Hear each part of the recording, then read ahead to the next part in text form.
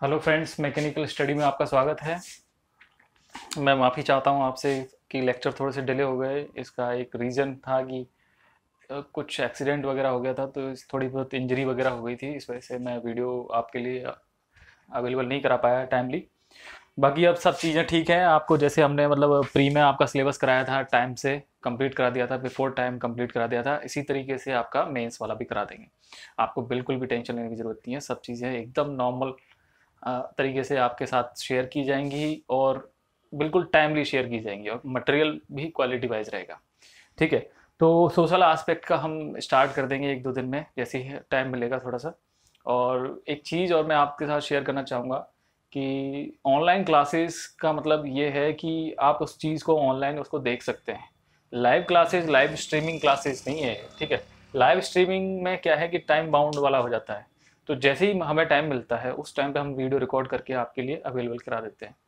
लेकिन अगर जैसे ही लाइव स्ट्रीमिंग हो जाएगी तो है ना, फिर उस चीज़ से क्या है कि टाइम बाउंड नेचर हो जाएगा। तो जितना हम सिलेबस कंप्लीट करा सकते हैं आपके लिए, उतना हो नहीं पाएगा। सिलेबस टाइम ड्यूरेशन है, उस हिसाब से देखते हुए हमें कैसे कितना वीडियो अपलोड करने हैं, कितना आपको मटेरियल प्रोवाइड करना है, तो वो फ्लेक्सिबिलिटी रहती है। लेकिन लाइव स्ट्रीमिंग में क्या है कि आपकी ये फ्लेक्सिबिलिटी नहीं रहती। इस वजह से हम आपके लिए इस तरीके से वीडियो अपलोड करा रहे हैं। ठीक है। बाकी आप अपनी प्रिपरेशन आपकी अभी अभी तो मेंस, अभी वो मेंस की तो बात कहाँ, अभी तो आंसर की वगैरह नहीं आई। फिर भी आप अपनी तैयारी कंटिन्यू रखेंगे तो आपको मेंस एग्ज़ाम में अच्छा स्कोर करने में हेल्प मिलेगी। ओके। तो हम डिस्कस कर रहे थे हिंदी के बारे में। हिंदी वाला पोर्शन चल रहा था हमारा। ठीक है। हिंदी में हमने भाग सा कर लिया था, निबंध वाला। अब आते हैं हम भाग बा पे, जो आपका 50 मार्क्स का है। सबसे ज़्यादा हाईएस्ट वेटेज है इसका। ठीक है। तो हिंदी मार्क्स, हिंदी में जो भाग बा है आपका वो 50 मार्क्स का है। तो इसको हम डिस्कस करेंगे कि क्या क्या मतलब पोर्शंस हैं इसमें और उनका वेटेज कितना है। ठीक है। तो सबसे पहले हम आते हैं भाग बा के पोर्शन पे। पहला है आपका अपठित गद्यांश। ये जो आपका अपठित गद्यांश है ये आपका आएगा 10 नंबर का। ओके। 10 नंबर का ये क्वेश्चन है। और 10 नंबर के क्वेश्चन के हिसाब से इन्होंने क्या किया है, यहाँ पे एक मतलब जो संक्षिप्तीकरण वाला पोर्शन है उसको इसी के साथ इंक्लूड कर लिया है। ठीक है। तो ये संक्षिप्ति, इसमें 4 पोर्शन इन्होंने दिए हैं। पहला है आपका शीर्षक, सेकंड है आपका इसके लिए संक्षिप्तीकरण,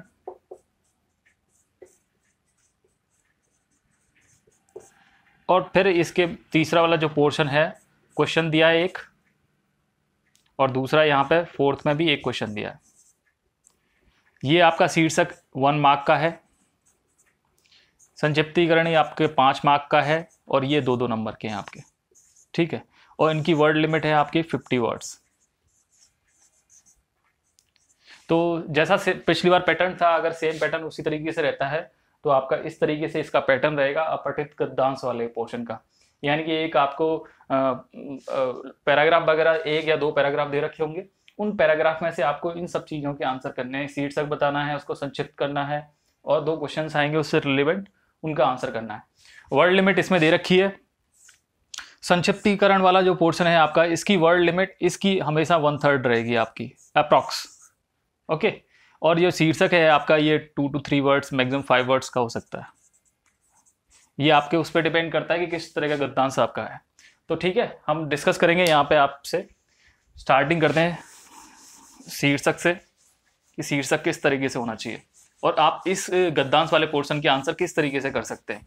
इसमें क्या क्या चीज़ें आपको ध्यान रखनी चाहिए, क्या क्या चीज़ें आप अच्छी तरह से अगर उसको करेंगे तो फिर आप अच्छा स्कोर कर सकते हैं। ठीक है। सबसे पहले आते हैं हम शीर्षक पे। शीर्षक जैसे मैंने बताया 5 वर्ड्स का हो सकता है। तो ये क्या है, ये आपको किस तरीके से पता चलेगा कि शीर्षक, ऐसे नहीं आपने एक बार में उसको पूरे उसको पढ़ लिया और आपको उसका आंसर मिल गया, ऐसा पॉसिबल नहीं हो सकता। क्योंकि एक बार में पढ़ने से आपको ना कुछ चीज़ें समझ में आएंगी, कुछ चीज़ें समझ में नहीं आएंगी। तो आप इसको कम से कम, जो गद्यांश है इसको कम से कम आप 2 से 3 बार उसको पढ़िए। 2 से 3 बार अगर इसको आप पढ़ेंगे तो आपको एक मतलब चीज़ें क्लियर हो जाएंगी। फर्स्ट टाइम आप पढ़ें, एक नॉर्मल रीडिंग लगाएं, उसको समझने की कोशिश करें, ठीक है। सेकंड टाइम जब रीड करें आप, तो फिर आपको क्या करना है, अंडरलाइन करनी है चीज़ें। और अंडरलाइन करने के लिए आप पेन से अंडरलाइन नहीं करें, क्योंकि इसमें क्वेश्चन पेपर और आपका जो कॉपी है वो सेम है।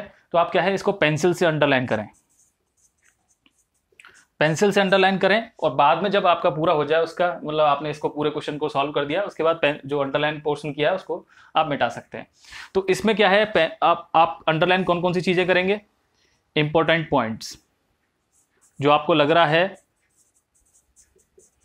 उन पॉइंट को, इंपॉर्टेंट पॉइंट्स को आप अंडरलाइन करेंगे। दूसरा, जो आपके कठिन शब्द होंगे ना, उनको भी आपको अंडरलाइन करना पड़ेगा।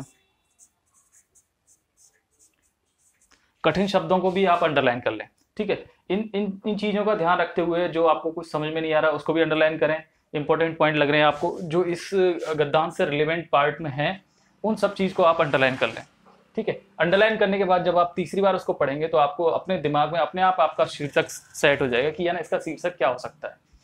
और शीर्षक में एक चीज़ का ध्यान रखें आप, अगर शीर्षक में कितना भी मतलब नेगेटिव चीज़ें हो रही हों, लेकिन फिर भी एक शीर्षक में से नेगेटिव पोर्शन इंक्लूड ना करें।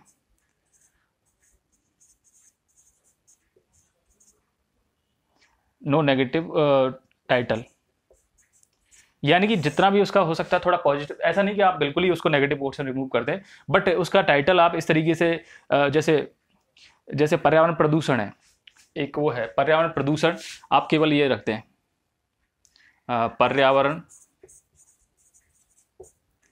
प्रदूषण। अब इसमें केवल समस्या वाला पोर्शन है, इसको नहीं करें, इसके साथ समस्या और निराकरण, इससे रिलेवेंट अगर एक भी पॉइंट आपको वहां पे मिलता है उसमें गद्यांश में, तो आप इसको इंक्लूड करें, ठीक है। तो ये जो आपका जो टाइटल है, ये क्या है, आपका दोनों चीजें इंक्लूड कर रहा है, नेगेटिव पॉइंट्स भी और फिर उसके साथ पॉजिटिव पॉइंट्स भी। तो ये एक टाइटल है जो एक उपयुक्त टाइटल है, एक बेस्ट टाइटल है, इस तरीके से आप इसको टाइटल दे सकते हैं, ठीक है। नेक्स्ट हम आएंगे, नेक्स्ट आपका पोर्शन होगा जो होगा संक्षिप्तीकरण वाला। संक्षिप्तीकरण वाला हाईएस्ट वेटेज का है, यानी कि 5 नंबर का, आपका 10 में से 5 नंबर इसी में हैं आपके। तो आप इसको अगर अच्छे से अटेम्प्ट करेंगे तो आपको अच्छे मार्क्स इसमें आप स्कोर कर सकते हैं, ओके। संक्षिप्तीकरण, या इसको बोलेंगे आपका सार लेखन, यानी कि जो आपने गद्यांश पढ़ा है उसका सार यहाँ पे आपको बताना है, ये सार क्या होगा इसका। तो इसकी जरूरत क्यों पड़ी, सार लेखन, संक्षिप्तीकरण, इसका मतलब इंपॉर्टेंस क्या है, क्यों ऐसा करते हैं। तो इसके 2 कारण हैं आपके। पहले तो आपका समय की बचत है, ठीक है। आपका समय, यानी कि कोई भी सामने वाला उसको पढ़ेगा तो उसका टाइम बचेगा। आपने क्या है कि ऐसे नहीं कि आपका पूरा पूरा आपने एक पेज पढ़ने के लिए दे दिया उसको, तो उसके पास इतना टाइम नहीं है, तो आप उसको संक्षिप्त करके उसका एक सार लिख के उसको दें तो वो इजीली उसको पढ़ सकता है। और दूसरा आपका आएगा लेस वर्क,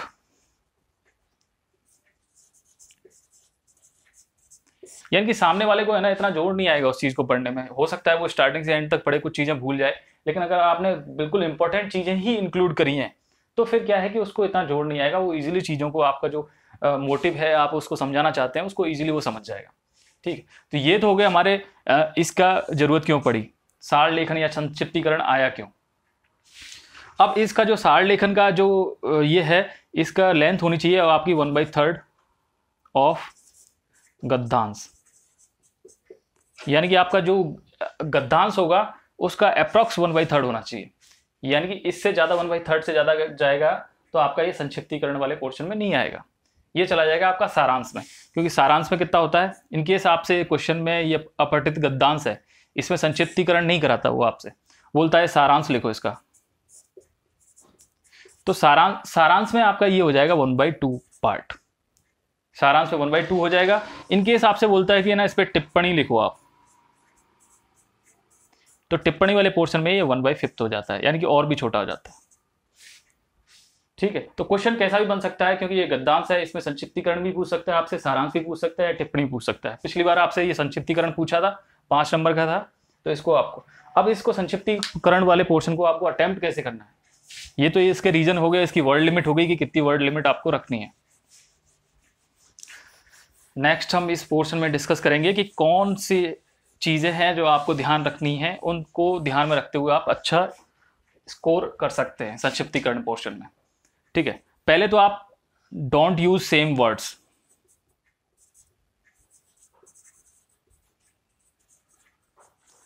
बड़े बड़े वर्ड हैं जैसे पर्यावरण वगैरह है, ये तो यूज कर सकते हैं आप, लेकिन क्या है कि आप सेम टू सेम लाइन को है ना थोड़ा सा एक्सपेंड करके और वो करके वो या मतलब कॉन्ट्रैक्ट करके ऐसे ना लिखें।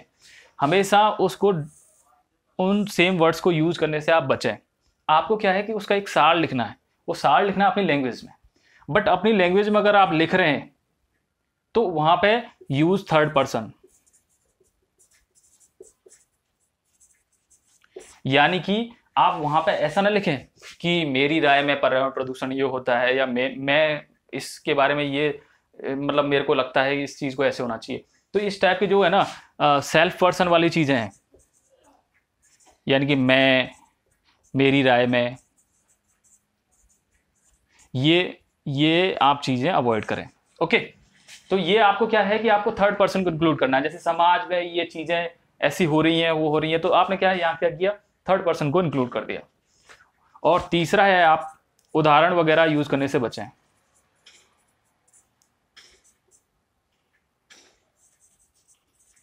क्योंकि उदाहरण आप यूज करेंगे तो ये इसकी लेंथ बढ़ जाएगी। साथ में मुहावरे या कोटेशंस ये यूज ना करें, क्योंकि ये अननेसेसरी आपकी है ना उसकी संक्षिप्तीकरण की लेंथ बढ़ा देंगे और आपका है ना वो 1/3 से ऊपर निकल जाएगा। तो ये सारी चीजें आपको पॉइंट ध्यान में रखने हैं कि किस तरीके से आपको इसको अटेम्प्ट करना है। आप उसको लिखें, पहले 3 बार पढ़ लेंगे, आपको समझ में आ जाएगा कि इसमें कहने का मतलब क्या है।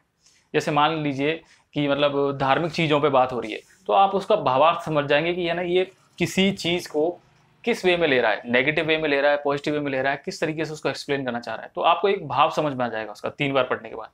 भाव के बाद उसमें जो जो इंपॉर्टेंट चीज़ें हैं आप उसको अपनी लैंग्वेज में लिखिए, उसको अपनी लैंग्वेज में समझाइए। और इन सब चीज़ों का जैसे मेरी राय में ये वर्ड यूज़ करना आपके लिए मतलब नुकसानदायक हो सकता है। और उदाहरण वगैरह का यूज़ ना करें, मुहावरे कोटेशंस वगैरह यूज़ में ना लें किसी की, जैसे आपका कोटेशंस में है ना विद्वानों के कथन वगैरह हैं, ये सब चीज़ें आप यूज़ ना करें, इससे अननेसेसरी इसकी लेंथ बढ़ जाएगी। ओके, बाकी लास्ट वाला पोर्शन है आपका जो क्वेश्चंस वाला पोर्शन है। तो क्वेश्चंस को आप 2 बार अच्छे से पढ़ें, उसमें जो आंसर आपसे मांग रहा है वो सेम वही उसी तरीके से उसको अपनी लैंग्वेज में जो आपको उसमें से भाव निकल के आता है उसी लैंग्वेज में आप उसको आंसर करें। ठीक है, क्वेश्चंस का आपको यहाँ से आंसर मिल जाएगा डायरेक्ट। ठीक है, पर उसको सेम उसी के उसमें ना उतार दें कि है ना इसमें लिखा हुआ है तो सेम उस टाइम पे जब अपन मतलब छोटे थे उस टाइम पे करते थे कि अंडरलाइन कर दिया यहाँ से यहाँ तक इसको सीधा आंसर करना है, ऐसा न करें। इसको अपनी लैंग्वेज में लिखें। अपनी लैंग्वेज में इसका मतलब ये नहीं है आप वो वर्ड यूज करें मेरी राय में वगैरह, ठीक है। और ना ही अपना कोई भाव या अपनी मतलब खुद की सोच उसमें इंक्लूड करें।